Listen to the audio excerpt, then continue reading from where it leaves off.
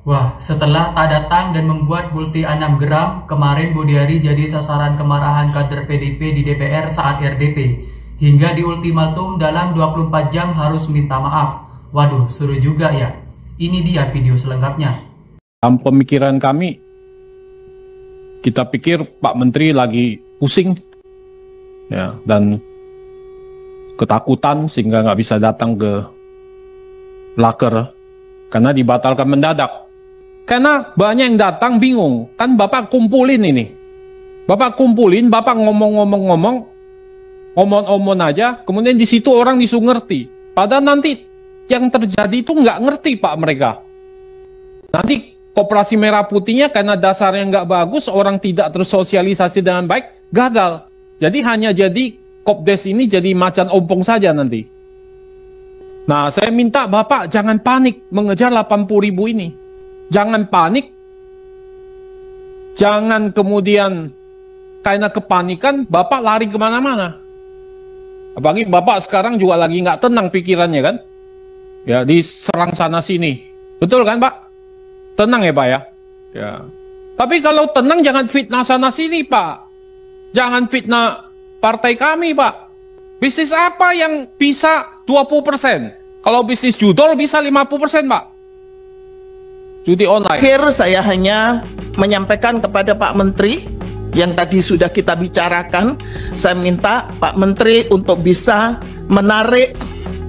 mencabut pernyataan Pak Menteri dan sekaligus membuat permohonan maaf dan itu disampaikan di media nasional, juga disampaikan di medsos bahwa apa yang disampaikan Pak Menteri itu tidak benar adanya karena itu bukan sebuah lembaga. Semuanya itu adalah personal. Ketika 80.000 koperasi desa maka ada 240 triliun Pak Menteri. Tentu ini bukan uang yang kecil. Kalau gagal tentu NPL perbankan akan bisa terancam yang tentu dapat mengganggu stabilitas keuangan nasional begitu. Nah kemudian kalau dananya macet, kemudian dana desa dijadikan jaminan Pak Menteri. Nah kalau dana desa disita bank, lalu siapa yang ke depan nanti akan bangun jalan desa? Siapa yang kemudian akan bangun jembatan desa? Siapa yang kemudian akan bangun sekolah-sekolah di desa-desa itu Pak Menteri? Jadi Bapak nggak keselip lidah. Dan ini sangat penting karena ini adalah hajat besar Pak Menkop. Hajat besar Pak. Jangan sampai gagal Pak. Momentum tidak datang 2 kali Pak. Ini legacy Pak. Kalau berhasil ini menjadi legacy untuk bangkitnya ekonomi Indonesia. Kalau tidak berhasil, ini jajaran Kementerian Koperasi adalah orang yang paling bertanggung jawab dunia akhirat. Ya. Tapi kalau kemudian Koperasi Merah Putih ini diambil dari dana pinjaman Himbara, yang jaminannya adalah dana desa Pak Menteri, apakah itu tidak justru bertentangan dengan kemandirian desa dan juga kedaulatan ekonomi desa yang selama ini digaungkan dan sering disampaikan oleh Pak Presiden Prabowo begitu?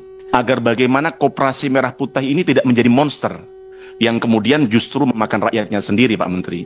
Maka pada kesempatan hari ini kami ingin menyampaikan beberapa hal agar kemudian upaya yang baik yang sudah dilakukan oleh Pak Menteri Koperasi dan Presiden bisa betul-betul bisa berjalan dan berdampak bagi kesejahteraan rakyat.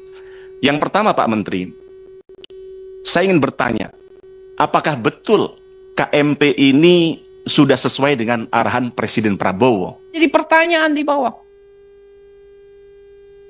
Jadi itu gak boleh kita sembarangan Pak ngomong, bunyi, asbun, 1 miliar pasti, kita monopoli, kita udah tahu persaingan bebas, kita monopoli di desa-desa, ini monopoli di sana. Bagaimana caranya? Ya. Nah ini yang kedua. Yang ketiga, saya minta tahapannya harus clear Pak. Tahapannya, ini nggak ada tahapannya.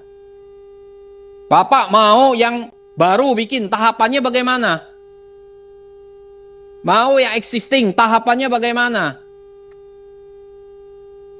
Kemudian mau yang revitalisasi, bagaimana Bapak menyehatkan dengan revitalisasi bisnisnya?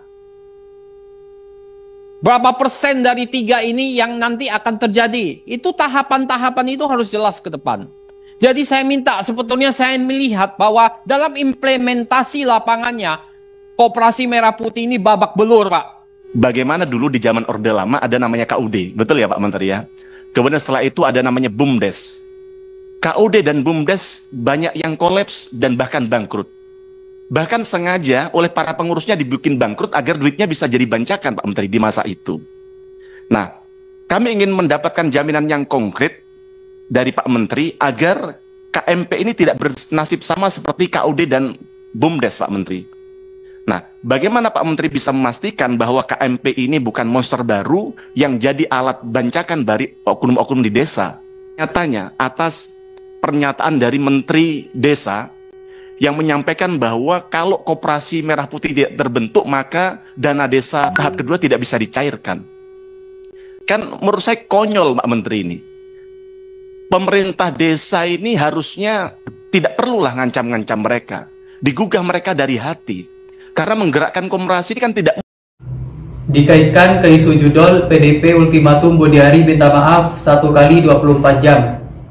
Anggota Komisi 4 DPR RI fraksi PDIP Perjuangan Sada Restuati meminta Menteri Perekonomian Menkop Budiari menerima maaf ke partainya lantaran dikaitkan dengan isu judi online.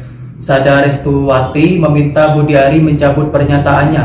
Hal itu disampaikan Sada Restuati saat rapat Komisi 4 dengan Menkop Budiari pada hari Senin. Sada Restu juga meminta Budiari menyampaikan permohonan maaf.